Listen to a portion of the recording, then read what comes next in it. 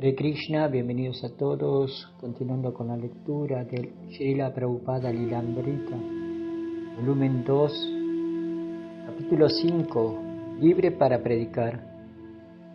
Estoy ahora sentado en Nueva York, la ciudad más grande del mundo, una ciudad magnífica, pero mi corazón siempre está anhelando Vrindavana. Estaré feliz de regresar a mi Vrindavana, ese lugar sagrado.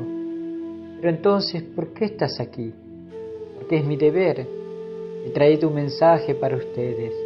Estoy aquí debido a que recibí la orden de mi superior, de mi maestro espiritual. Debes ir a los países del occidente y distribuir este conocimiento, lo que has aprendido. Así que a pesar de todas mis dificultades, de todos mis inconvenientes, estoy aquí. Estoy obligado por deber. Fragmento de una conferencia de Srila Prabhupada. La habitación 307 nunca estuvo destinada a que se la utilizara como vivienda, ni como ashram, ni como sala de conferencias. Era solo una oficina pequeña y angosta, sin muebles ni teléfono. La puerta tenía una gran hoja de cristal esmerilado, como las de las oficinas antiguas, y por encima de la puerta había una banderola, una pequeña ventana también de vidrio. Prabhupada colocó sus mantas en el suelo ante su zapatero de metal, que se convirtió en un escritorio improvisado donde escribía. Dormía en el suelo. No había instalaciones para cocinar ni para bañarse, así que tenía que caminar diariamente hasta el apartamento del Dr. Mishra. Mientras vivió en la oficina 501, en el ashram del yoga del Dr. Mishra, había solventado sus necesidades. Pero en este momento Prabhupada ya no contaba con ese apoyo y lo que recaudara por la venta de sus libros tenía que utilizarlo para su manutención diaria y para la renta mensual de $72.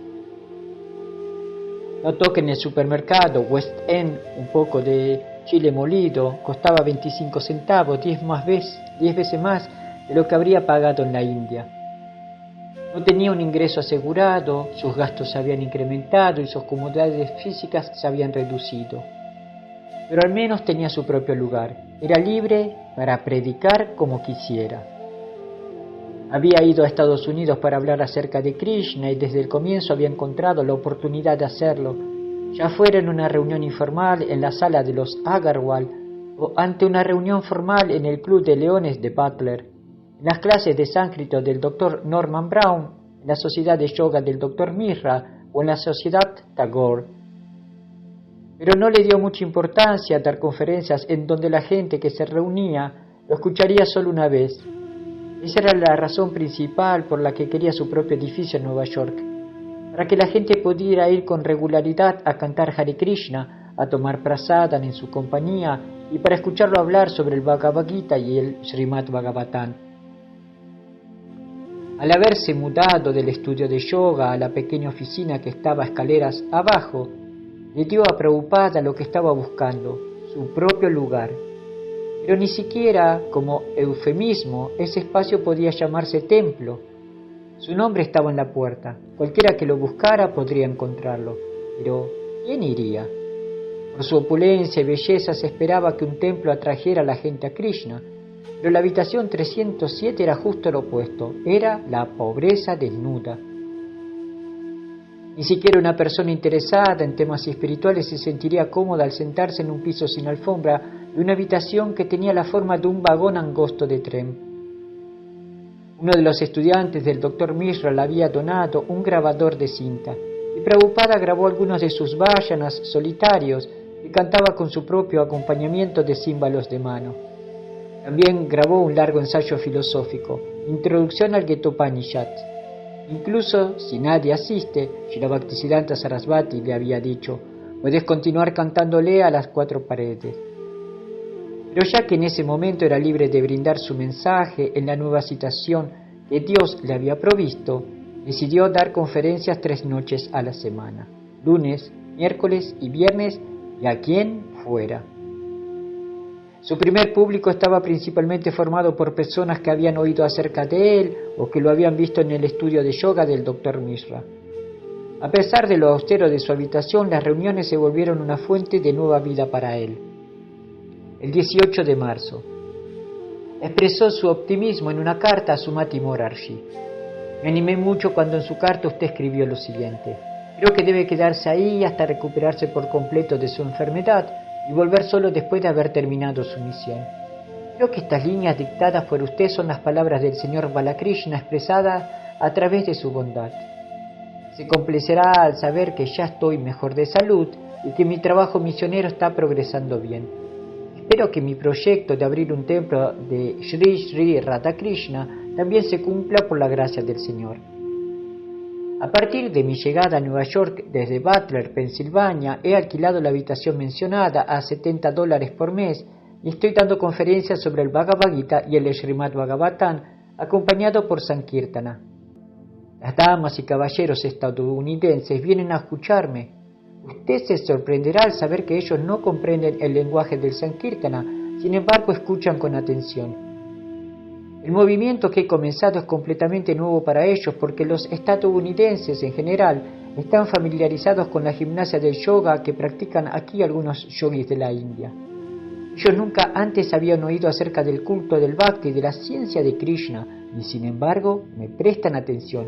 Para mí esto es un gran logro. Desde las ventanas de la habitación 307 se divisaba la oscuridad de esa invernal noche neoyorquina. Los apagados sonidos de las bocinas de los automóviles y de alguna ocasional sirena que viene desde la calle interrumpen las palabras de Prabhupada. También en ocasiones se oyen los súbitos chirridos de alguna alarma solitaria que suena sobre el río Hudson. Aunque desprovista de alfombra, la habitación era cálida. Prabhupada estaba hablando sobre el capítulo 2 del Bhagavad Gita. Ahora Arjuna está confundido, no sabe si debe pelear o no. Después de ver frente así a sus parientes contra quienes iba a luchar, quedó confundido. Y hubo una discusión con Krishna.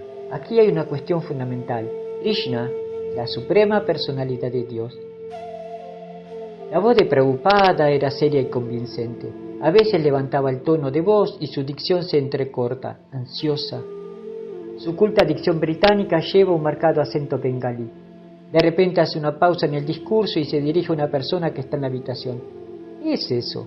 ¿Qué? ¿Qué libro es ese? Bueno, esta es una traducción del Bhagavad Gita. Prabhupada obviamente está disgustado porque mientras él habla alguien está hojeando un libro.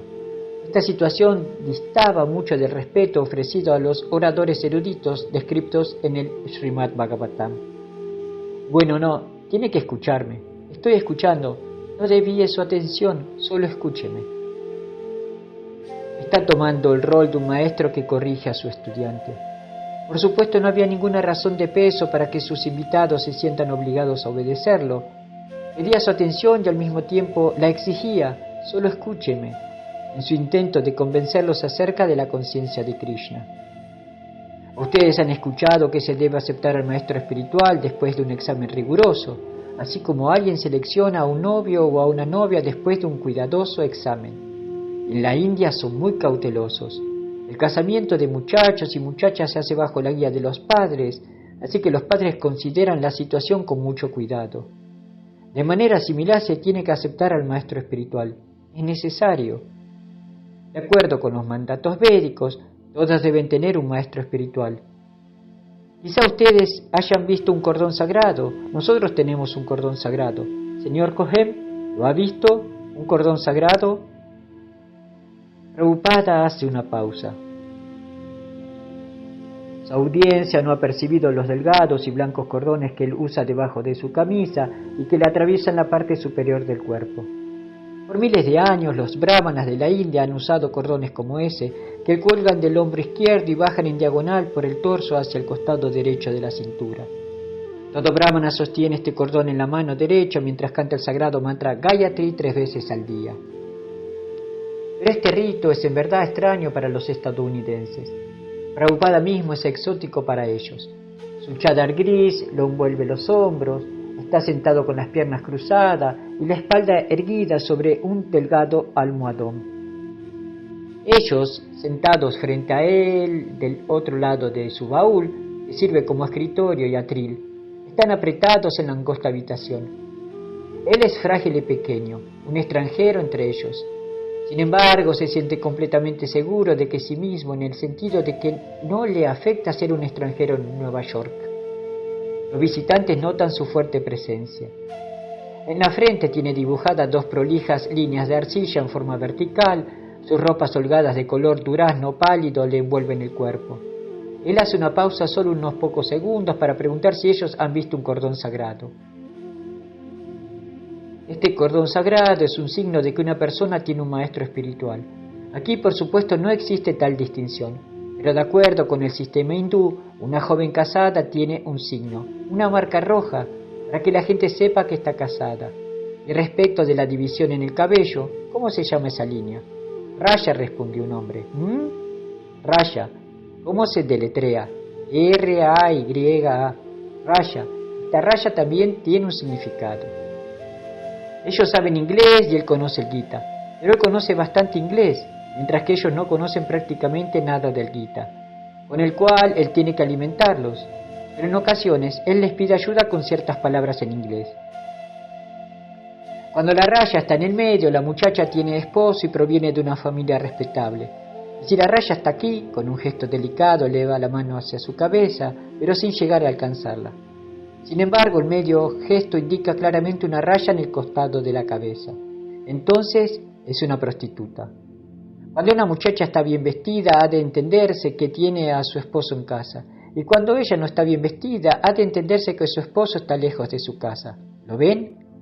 En cuanto a la vestimenta de una viuda, hay muchas señales. Así que de manera similar, el cordón sagrado es un signo de que una persona ha aceptado a un maestro espiritual, así como la marca roja simboliza que una muchacha tiene esposo. Aunque la audiencia puede estar momentáneamente enamorada de lo que aparenta ser una descripción de las costumbres sociales de la India, el oyente cuidadoso capta el mensaje más profundo del discurso de Prabhupada. Todos deben aceptar un maestro espiritual. Es un tema serio para el público, no comprometido. ¿Cuál es la necesidad de aceptar un maestro espiritual? No es solo para la India, pero él dice, todos deben tener un maestro espiritual. En definitiva, ¿qué es un maestro espiritual?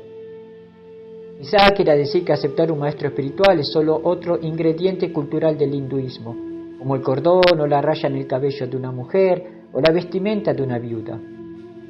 La audiencia puede considerar fácilmente sus palabras como una especie de exposición cultural, así como uno mira una película acerca de los hábitos de la gente de un país extranjero, aunque no tenga la intención de adoptar esos hábitos como propios. Swami usa uno de esos cordones, pero eso es para los hindúes. No significa que los norteamericanos deban usarlo, pero estas creencias hindúes resultan interesantes. En realidad, Prabhupada no tenía otro motivo que el de presentar la verdad absoluta como la había escuchado de la sucesión discipular. Pero si cualquiera de los que estaban en esa habitación con forma de vagón de ferrocarril se preguntara, ¿debería entregarme a un maestro espiritual?, se enfrentaría a la presencia concreta de un gurú genuino. Todos son libres de cómo para considerar sus palabras según les parezca. En realidad, Prabhupada no tenía otro motivo que el de presentar la verdad absoluta como la había escuchado de la sucesión discipular. En cada etapa de la vida, el maestro espiritual guía. Ahora bien, para brindar tal guía, un maestro espiritual debe ser también un hombre absolutamente perfecto. De otro modo, ¿cómo podría guiar? Aquí Arjuna sabe que Sri Krishna es la persona perfecta. Por lo tanto, lo acepta. Shishasteham shadi antuam prapanam. Bhagavad Gita 2.7. Sánscrito. Nadie conoce ni una palabra, pero nunca hay dudas para Srila Prabhupada, incluso si no lo entienden. El sonido trascendental del Shastra los purificará. Es su autoridad y él no puede soslayarla. Incluso a primera vista presenta un aire de autoridad académica. Son las palabras originales, aunque extrañas, de los sabios. Solo estoy rindiéndome a ti y tú me aceptas como tu discípulo, dice Arjuna. Las conversaciones amistosas no pueden resolver la perplejidad. Puede que continúen por años, pero no dan una solución. Así que aquí Arjuna acepta a Krishna como su maestro espiritual. Esto significa que todo lo que Krishna dice, él tiene que aceptarlo. Uno no puede negar la orden del maestro espiritual. Por lo tanto, tiene que elegir un maestro espiritual por cuyas órdenes no cometa un error. Suponga que usted acepta a una persona equivocada como maestro espiritual y él lo guía mal. Entonces toda su vida se echa a perder. Así que uno tiene que aceptar a un maestro espiritual cuya guía haga que la vida sea perfecta. Esa es la relación que existe entre el maestro espiritual y el discípulo. No es una formalidad, es una gran responsabilidad, tanto para el discípulo como para el maestro espiritual. Pero si el discípulo está en estado de ignorancia, dijo un estudiante. Sí, Prabhupada reconoce una pregunta seria. Es para responder preguntas como esta de discípulos en estado de ignorancia que él ha dejado el retiro en la India y ha ido a Estados Unidos. ¿Cómo se sabe a quién elegir como maestro espiritual? Porque uno no tiene el conocimiento para tomar una decisión sabia. Sí. Así que lo primero que se debe hacer es buscar un maestro espiritual, así como también se busca una escuela. Usted debe tener al menos algún conocimiento preliminar acerca de qué es una escuela. No puede buscar una escuela e ir a una tienda de venta de ropa. Si es tan ignorante que no sabe qué es una escuela y qué es una tienda de ropa, la situación se vuelve difícil. Al menos debe saber que es una escuela, así que ese conocimiento es así. De acuerdo con este verso del Mundaka Upanishad 1.2.12, una persona que es inquisitiva acerca del conocimiento trascendental requiere de un maestro espiritual. Existe otro verso en el Srimad Bhagavatam, Asmat Gurum Prapadyeta Jichnasu Shreya Uttamam, Bhagavatam 11.3.21. Se debe buscar un maestro espiritual si se es inquisitivo acerca de temas trascendentales. Solo si alguien está versado en el conocimiento preliminar de temas trascendentales puede formularle preguntas al maestro espiritual. Quien preguntó parece quedar satisfecho. La conferencia no es de un discurso preparado sobre un tema específico. Con actitud concentrada y con minuciosa erudición recorre varios puntos filosóficos. Sin embargo, nunca hace pausas para buscar a tientas las palabras.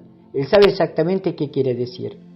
Respecto a cuánto conocimiento pueda absorber su audiencia, esa es otra cuestión. Pero a veces muestra su costado más jovial y se compadece con una sonrisa de las dificultades que comparten esos alumnos neoyorquinos. Supongo que hay una fuerte nevada, toda la ciudad de Nueva York se cubre de nieve y todos experimentan inconvenientes.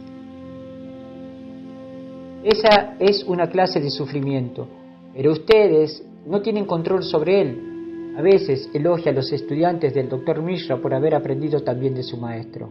Ahora bien, lo que enseña el Dr. Mishra es muy bueno, que antes que nada usted debe saber quién soy. Eso es muy bueno, pero ese quién soy puede conocerse también por medio del Bhagavad Gita. Yo no soy este cuerpo. Y a veces un invitado hace una pregunta que nada tiene que ver con los temas expuestos, pero Swami, con paciencia, trata de considerarla.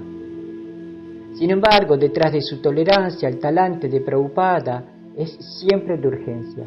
A veces habla rápidamente y se percibe su deseo de establecer la conciencia de Krishna en Occidente lo antes posible. No tiene seguidores, tiene sí unos pocos libros, pero ningún templo, y él afirma abiertamente que está corriendo contra el tiempo. Soy un hombre viejo, puedo morir en cualquier momento, así que detrás de la entrega formal de la filosofía de conciencia de Krishna hay una ansiedad, un deseo casi desesperado de convencer al menos a un alma de que acepte la conciencia de Krishna de inmediato. En ese punto, las situaciones que los restringían en Butler, en el Ashram Ananda y con el Dr. Mishra quedaron en el pasado. Es libre de hablar acerca de la verdad absoluta con plenitud. A lo largo de su vida se preparó para esto. Sin embargo, todavía está descubriendo las mejores maneras de presentar a Krishna, para lo cual sondea las reacciones de su público occidental. Siempre debemos recordar que Él es Dios, Él es todopoderoso. En fuerza nadie puede vencerlo. En belleza, en cuanto a belleza se refiere, cuando Él estaba en el campo de batalla, ¿alguno de ustedes ha visto una pintura de Krishna? ¿La han visto? ¿Alguno de ustedes vio alguna vez a Krishna? Vaya, no. La voz de Prabhupada pierde intensidad mientras hace una pausa y mira a su audiencia. Nunca nadie ha visto a Krishna. Ninguno tiene el más leve conocimiento del Señor Krishna. En la India cientos de millones de personas lo adoran diariamente como la forma eterna de toda belleza y verdad, y ven su forma llena de gracia en esculturas, pinturas y danzas. Sus enseñanzas filosóficas del Bhagavad Gita son muy famosas, y Prabhupada es su emisario íntimo. Sin embargo, las damas y los caballeros de la habitación 307 volvieron a mirar a Swami sin comprender. Prabhupada habla sobre el verdadero significado de ir a un lugar sagrado de la India. Se debe ir a un lugar sagrado para encontrar alguna persona que viva allí, que sea inteligente y erudita en conocimiento espiritual, y entablar una relación con ella. Así me sucedió a mí. Yo vivía en Vrindavana. Allí viven muchos grandes eruditos y personas santas. Uno debe ir a esos lugares sagrados no solo para bañarse en las aguas de sus ríos. Se debe ser lo suficientemente inteligente como para encontrar algún hombre espiritualmente avanzado que viva ahí, tomar instrucción de él y beneficiarse con eso. Si un hombre tiene apego por ir a un lugar de peregrinaje para tomar baños, pero no tiene atracción por escuchar a personas eruditas, se lo considera un asno. Se ríe. Saeva go kara. Go significa vaca y kara significa asno. Toda la civilización se mueve como una civilización de vaca y asnos. Todos se identifican con el cuerpo. ¿Usted quiere decir algo? En los lugares conocidos como lugares secretos. No, sagrados. ¿Es lugares sagrados? Sí. ¿No es un hecho que ahí hay más magnetismo debido a las reuniones de santos y de gente más avanzadas? Oh sí, en efecto, absolutamente. Por lo tanto, el lugar mismo tiene algún magnetismo. Sí, y como en Vrindavana es un hecho. Estoy ahora sentado en Nueva York, la ciudad más grande del mundo. Una ciudad magnífica, pero mi corazón siempre está anhelando Vrindavana. ¿Sí? Risas. Sí, yo no soy feliz aquí. Sí, lo sé. Estaré muy feliz de regresar a mi Vrindavana, a ese lugar sagrado. Pero entonces, ¿por qué estás aquí? Porque es mi deber. He traído un mensaje para ustedes. Estoy aquí debido a que recibí la orden de mi superior, de mi maestro espiritual. Debes ir a los países de Occidente y distribuir este conocimiento, lo que has aprendido. Así que a pesar de todas mis dificultades, de todos mis inconvenientes, estoy aquí porque estoy obligado por mi deber. Si me voy y me siento en Vrindavana, eso será bueno para mi comodidad personal. Estaré muy cómodo y no tendré ninguna ansiedad, ninguna congoja. Pero me arriesgué a esta avanzada edad porque el deber me obliga. Estoy obligado por deber. Así que tengo que cumplir a pesar de las incomodidades. Un extraño abre la puerta y en forma vacilante mira hacia adentro. Prabhupada detiene su conferencia y dice: Sí, entre. Puede entrar. Robert Nelson era como un muchacho de campo, calmo y simple, de modales sencillos, aunque había crecido en la ciudad de Nueva York. Tenía 20 años. No era parte del creciente movimiento hippie, no consumía marihuana ni otras drogas y no tenía mucha vida social. Era solitario. Había recibido alguna educación técnica en la Universidad Comunitaria de Staten Island y había tratado de hacer algo en el negocio discográfico, pero sin mucho éxito. Estaba interesado en Dios y asistía a diferentes reuniones espirituales en la ciudad. Así que una noche llegó a la sociedad de yoga para escuchar la conferencia del Dr. Mishra y allí vio a Prabhupada por primera vez. Robert Nelson rememora. Swami estaba sentado con las piernas cruzadas sobre un banco. Había una reunión. El Dr. Mishra estaba de pie ante un grupo de unos 50 personas y hablaba sobre Yo soy conciencia. El Dr. Mishra habló y luego, con una gran sonrisa, hizo una elogiosa presentación de Swami. Swamiji está aquí, dijo. Se movía de un lado a otro y agitaba las manos para hacer una gran presentación. Fue hermoso. Esto sucedió después de que el Dr. Mishra hablara durante una hora. Swami no habló, sino que cantó. Después me acerqué, tenía una gran sonrisa y dijo que le gustaba que la gente joven aceptara la conciencia de Krishna. Era muy serio acerca de ese asunto. Quería toda gente joven, y eso me pareció muy bueno. Tenía lógica, así que quise ayudar. Hablamos durante una hora más o menos. Mishra tenía una biblioteca en el fondo. Y miramos ciertos libros donde estaban Arjuna y Krishna, y donde había carrozas y cosas por el estilo. Luego caminamos un poco. Miramos algunos de los cuadros de los swamis que había en la pared. Se estaba haciendo muy tarde, motivo por el cual Prabhupada me pidió que volviera al día siguiente y a las 10 a su oficina. Al día siguiente, cuando Robert Nelson fue a la habitación 307, Prabhupada lo invitó a entrar. La habitación claramente no tenía el propósito de usarse como vivienda, no había baño, ducha, silla, cama ni teléfono. Las paredes estaban pintadas de un color oscuro y deprimente. Prabhupada le mostró las colecciones de 3 volúmenes del Srimad Bhagavatam que Robert compró por $16.50. Entonces Prabhupada le dio un pequeño trozo de papel con el mantra Hare Krishna impreso en él. Robert recuerda: mientras Swamiji me lo daba, tenía una gran sonrisa en el rostro, como si estuviera entregándome el mundo. Nos quedamos todo el día juntos. En un momento dijo: vamos a dormir. Así que se acostó cerca de su pequeño escritorio y le dije: yo también estoy cansado. Me acosté en el otro extremo de la habitación y descansamos. Me acosté en el piso. Era el único lugar en donde podía hacerlo. Él no durmió mucho, creo que 1 hora y media, y nos quedamos juntos el resto del día. Me mostró una pintura pequeña del señor Chaitanya y me habló de él y de sus pasatiempos. Luego comenzó a hablar de Nityananda y Advaita, los devotos del señor Chaitanya. Tenía un cuadro de los 5 y un retrato de su maestro espiritual. Dijo algunas cosas en sánscrito y luego las tradujo. No era una linda habitación. Cualquiera se sentiría decepcionado si la viera. Robert Nelson no podía darle a Prabhupada la clase de ayuda que necesitaba. El señor Chaitanya dice que una persona cuenta con 4 bienes: su vida, el dinero, inteligencia y palabras. De ellos, al menos uno debe darlo al servicio de Dios. Robert Nelson no parecía estar dispuesto a dar toda su vida a la conciencia de Krishna. Y en cuanto a dinero, tenía muy poco. Su inteligencia también era limitada. Hablaba de manera poco atrayente y no tenía una gran cantidad de amigos ni contactos con quien hablar. Pero era afectuoso con Swami. Y de los 8 millones de personas que había en la ciudad, fue prácticamente el único que mostró interés personal en él y le ofreció ayuda. A partir de su experiencia en la actividad discográfica, el señor Robert, como lo llamaba Swamiji, desarrolló un plan para producir un disco con las canciones del Swamiji. La gente siempre estaba produciendo discos casi sin contenido, explicó, y siempre ganaban dinero, o al menos recuperaban los gastos. Así que sería casi imposible tener pérdidas. Pensó que era una buena forma en que podría ayudar a hacer conocido a Swami y trató de convencerlo de la idea.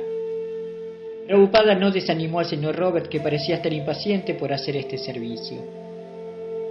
Robert recuerda: Swami y yo fuimos a una compañía de grabación de discos situada en la calle 46. Comencé a hablar, pero el hombre solo le importaba el dinero. Era mezquino. Ambas cosas van de la mano. Fuimos con una cinta grabada y tratamos de hablarle. Swami hablaba, pero el hombre dijo que no podía producir la grabación. Aunque la escuchó, nos sentimos desanimados, pero Swami no dijo mucho acerca de lo ocurrido. Prabhupada había sido comerciante en la India y no pensaba que de repente pudiera hacer negocios en un país extranjero aconsejado por un joven neoyorquino. Además, no había ido a hacer negocios sino a predicar. Robert, sin embargo, le ofrecía su servicio en forma entusiasta. Quizá no se volvería un estudiante brahmachari regular, pero tenía el deseo de servir a Krishna. Para Prabhupada, rechazarlo sería quizá alejar a un joven occidental que mostraba interés. Prabhupada había ido a hablar acerca de Krishna, a presentar el canto, y si el señor Robert quería ayudar organizando la grabación de un disco en Estados Unidos, era bienvenido. El señor Robert y Swami formaban una rara combinación. Prabhupada era mayor y circunspecto, un profundo erudito del Bhagavatam y del lenguaje sánscrito, mientras que Robert Nelson era tosco incluso para la cultura occidental y rústico en cuanto al trato habitual. Caminaban juntos. Swami usaba su abrigo con el cuello de piel de imitación, su dhoti de la India y zapatos blancos puntiagudos. El señor Robert llevaba unos pantalones gastados color khaki y un viejo abrigo. Prabhupada caminaba con zancadas rápidas y decididas y dejaba atrás al muchacho torpe, divagante y poco delicado que había hecho amistad con él. En teoría, el señor Robert iba a colaborar presentándole a Prabhupada a hombres de negocios y agentes inmobiliarios. Sin embargo, él mismo estaba lejos de ser una persona hábil. Era inocente. Robert rememora: una vez fuimos a un gran edificio de oficinas en la calle 42 y entramos. La renta de un piso entero costaba miles de dólares. Yo estaba allí hablando con el hombre, pero no comprendía de dónde iba a llegar todo ese dinero. Swami quería un lugar grande y no supe qué decirle al hombre.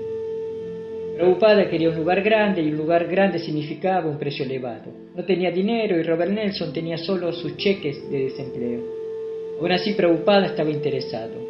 Encontrar un edificio le significaría un gran adelanto en su misión. Además, esta era otra manera de involucrar al señor Robert. Krishna podría hacer cualquier cosa, dar cualquier cosa y obrar de cualquier manera, normal o milagrosa. Así que Prabhupada tenía sus argumentos y el señor Robert los suyos. Robert recuerda: el edificio estaba sobre la calle 42, entre la Sexta y Broadway, el lugar para abrir el templo de Krishna. Entramos y subimos hasta el segundo piso, vimos al encargado de la renta y nos fuimos. Creo que eran 5.000 o 10.000 por mes. Conversamos sobre las condiciones de renta, pero el dinero era demasiado. Nos fuimos. Cuando hablamos del valor de la renta, pensé que era mejor no aceptar. Tuvimos que detenernos. En otra ocasión, Robert Nelson llevó a Prabhupada en autobús al Hotel Columbia en la calle 42 Oeste, número 70. El hotel tenía una suite que Prabhupada consideró adecuada para usar como templo, pero otra vez era muy cara y no había dinero. A veces Robert hacía compras para Prabhupada con el dinero de sus cheques de desempleo. Una vez compró unas playeras de color naranja, en otra ocasión fue a la tienda Woolworths y compró ollas, cacerolas y marcos para los cuadros del señor Chaitanya y del maestro espiritual de Prabhupada. Robert recuerda: una vez quise saber cómo hacer chapatis, así que Swami me dijo $100 por favor por la receta. $100 por favor. Me fui y conseguí algún dinero, pero no llega a los $100. Él me enseñó de todos modos. Me enseñó cómo cocinar y siempre repetía: lávate las manos y solo debes comer con la mano derecha. Y quien quiera que se encontraba con Swami quedaba casi siempre impresionado. Le devolvían la sonrisa y a veces sí decían cosas graciosas que eran agradables. El inglés de Swami era siempre muy técnico, quiero decir, tenía un gran vocabulario, pero a veces la gente tenía problemas para comprenderlo y en ocasiones yo tenía que ayudarlo. El Paradox en la calle 7 Este, número 64, en el Lower East Side, era un restaurante dedicado a la filosofía de George Oshawa y a la dieta macrobiótica. Estaba ubicado en un subsuelo, el salón comedor tenía mesas pequeñas y estaba iluminado con velas. La comida era barata y de buena fama.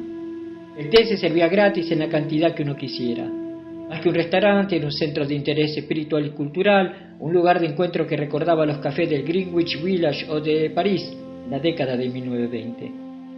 Cualquiera podía quedarse todo el día sin consumir nada y nadie se quejaba. Los clientes del Paradox conformaban una congregación mística interesada en las enseñanzas de Oriente. Cuando llegó allí la noticia de que el nuevo Swami se alojaba en la casa del Dr. Mishra, la voz se corrió rápidamente. Harvey Cohen y Bill Epstein eran amigos. Harvey era artista independiente y Bill trabajaba en el Paradox. Después de que Harvey hubo estado unas pocas veces en la oficina ocupada por Prabhupada y en el estudio de yoga del Dr. Mishra, fue al Paradox y les contó a Bill y a los demás amigos todo acerca del nuevo Swami. Bill recuerda: una noche estaba trabajando en el Paradox cuando Harvey me vino a ver y me dijo: fui a visitar a Mishra y hay un nuevo Swami, es realmente fantástico.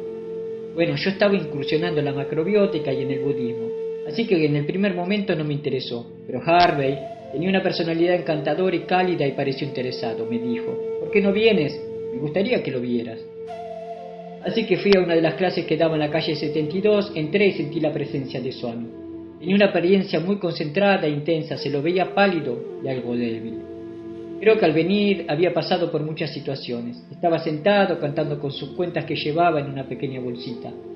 Uno de los estudiantes del Dr. Mishra estaba hablando y finalmente presentó a Swami. Ese estudiante dijo: nosotros somos las lunas del sol de Swami. Lo presentó de esa manera. Swami se puso de pie y habló. No sabía cómo interpretar lo que estaba escuchando. Para ese momento los únicos pasos que había dado en relación con las enseñanzas de la India habían sido a través de Ramakrishna, pero esta era la primera vez, según lo que yo sabía, que la religión Bhakti había llegado a Estados Unidos. Bill Armstrong, a diferencia de Robert Nelson, era un chico guapo y romántico, con barba, cabello ondulado, largo y oscuro, de buen aspecto y entusiasta. Había tomado a su cargo el rol de informarles a los visitantes frecuentes del restaurante acerca de las noticias espirituales de la ciudad. Una vez que se interesó en el nuevo Swami, hizo de él un tema de conversación habitual en el restaurante. Bill relata: fui hacia el fondo y le comenté a Richard, el administrador: le voy a llevar algo de comer a Swami, ¿no te importa? Él dijo: no, llévale, lo que quieras. Así que serví una porción de arroz integral y de otras comidas que teníamos preparadas y se lo llevé. Subí las escaleras, toqué la puerta, pero no hubo respuesta. Toqué otra vez y vi que la luz estaba encendida porque la puerta tenía un panel de vidrio. Finalmente contestó: Yo estaba realmente asustado porque nunca había aceptado a ningún maestro. Él dijo, entra, siéntate. Comenzamos a hablar y me dijo, lo primero que hace la gente cuando se encuentra es demostrar amor el uno por el otro. Se intercambian los nombres, se intercambian algo para comer. Así que me dio una rebanada de manzana y me mostró el grabador que tenía, probablemente para grabar lo que cantaba. Entonces dijo, ¿has cantado alguna vez? Yo dije, no, nunca. Así que él comenzó a cantar y luego habló un poco más conmigo y me dijo, ¿debes volver? Le respondí, bueno, sí vuelvo, le traeré algo más de comer. James Green era maestro de carpintería en la Universidad Cooper Union, tenía unos 30 años y estaba incursionando en la filosofía oriental. Vivía en la misma acera de Paradox y como cenaba regularmente en el restaurante, comenzó a escuchar de boca de Herbert Cohen y de Bill Epstein acerca de Swami. James rememora, fueron realmente Herbert y Bill los que hicieron que Swami se hiciera tan popular. Recuerdo una noche en el estudio de Mishra en la que Swami era solo una presencia y no habló. Los estudiantes de Mishra parecían estar concentrados más en el aspecto corporal de yoga que en otra cosa.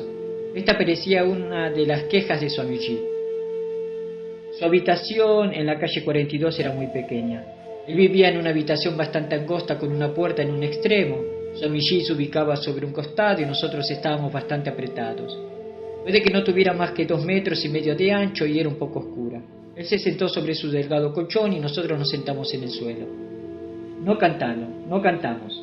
Solo entramos y él dio una clase. No hubo otra cosa que la clase del Bhagavad Gita.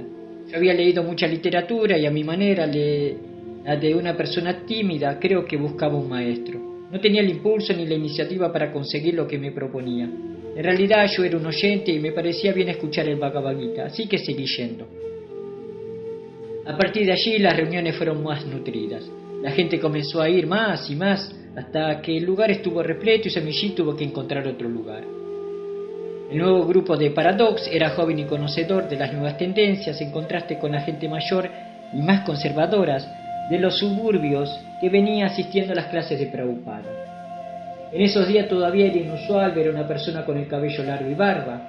Cuando esa gente comenzó a ir a las reuniones de Swami en el West Side, algunas de las personas de más edad se alarmaron. Según observó uno de ellos, Swami Bhaktivedanta comenzó a traer otro tipo de gente. Los trajo del Bowery o de algún desván. Vinieron con esos sombreros raros que ellos ya usaban y envueltos en mantas y me asustaron. David Allen, un aventurero de 21 años que provenía del Paradox, se había mudado recientemente a la ciudad, atraído con entusiasmo por lo que había leído acerca de los experimentos con drogas. Vio al antiguo grupo como un grupo de ancianas rezongonas del West Side que escuchaban las clases de Swami. David evoca, en ese momento no éramos conocidos como hippies, pero para la gente que originalmente se había sentido atraída hacia él, la situación fue extraña. Para ellos fue distinto relacionarse con este grupo nuevo. Creo que la mayoría de los maestros de la India hasta ese momento tenían seguidores mayores y a veces viudas ricas que provenían una fuente de ingreso. Pero Swamiji cambió por el grupo de gente más joven y más pobre. Lo que sucedió después fue que Bill Epstein y otros comenzaron a hablar acerca de que sería mejor para Swami ir hacia el centro, al Lower East Side. Ahí realmente estaban sucediendo cosas que no se sabía por qué motivo no estaban ocurriendo a las afueras de la ciudad. La gente del centro realmente lo necesitaba porque estaba madura para recibir sus enseñanzas. Ahí había vida, circulaba mucha energía. Srila Prabhupada Ki Jai, Hari Bol.